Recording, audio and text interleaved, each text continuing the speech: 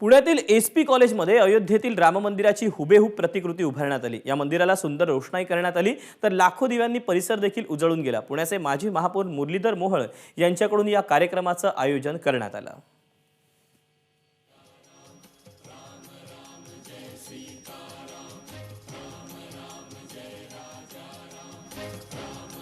अयोध्येतील राम मंदिरात आज रामलल्ला विराजमान झालेले आहेत आणि संपूर्ण देशात दिवाळीसारखा उत्सव साजरा होतोय।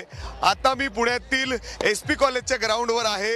इथं जर आपण मागे बघितलं तर हुबहू अयोध्येतील जे रामाचं मंदिर आहे त्याच राम मंदिराची प्रतिकृती या ठिकाणी उभारण्यात आलेली आहे आणि इथं दीप उत्सव साजरा होतोय। अशा पद्धतीने रामाचं आज जे अयोध्येतील राम मंदिरात रामलल्ला विराजमान झाल्यानंतर अशी दिवाळी साजरा होतीये।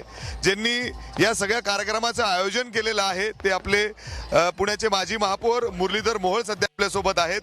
अण्णा, जवळपास 21,000हून अधिक दिवे या ठिकाणी लावलेले आहेत। अशा पद्धतीने दीप उत्सव आणि एक वेगळा उत्साह दिसतोय, दिवाळीसारखा उत्सव साजरा होतोय। स्वाभाविक आहे, आज जगाच्या नकाशावरती सुवर्ण अक्षरांनी लिहिण्यासारखा हा योग आहे।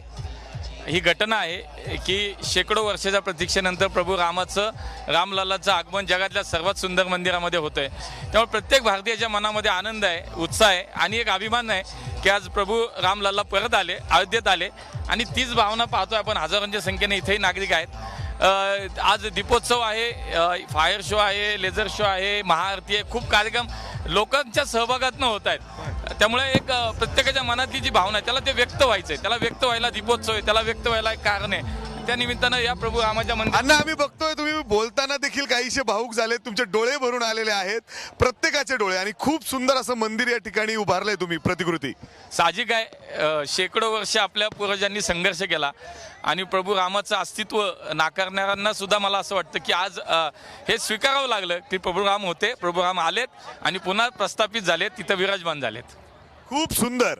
खरं तर मंदिराची प्रतिकृती जर आपण बघितली तर खूप सुंदर अशी, बरेच लोकांना अयोध्येतील आज या मंदिरात जाता आलेलं नाही, मात्र इथं ही मंदिराची प्रतिकृती उभारण्यात आलेली आहेत आणि तिथं देखील प्रभू रामाची मूर्ती आहे। इथं लोक येऊन दर्शन करतायत। जर आपण या मैदानावर बघितलं तर जवळपास हजारोच्या संख्येने महिला या ठिकाणी उपस्थित आहेत आणि खूप सुंदर असं दीप उत्सव देखील या ठिकाणी साकारला जातोय, दीपोत्सव साजरा केला जातोय। अशा पद्धतीने संपूर्ण पुणे शहरात किंबहुना संपूर्ण भारतात अशाच पद्धतीने दिवाळी साजरी होतीये आज।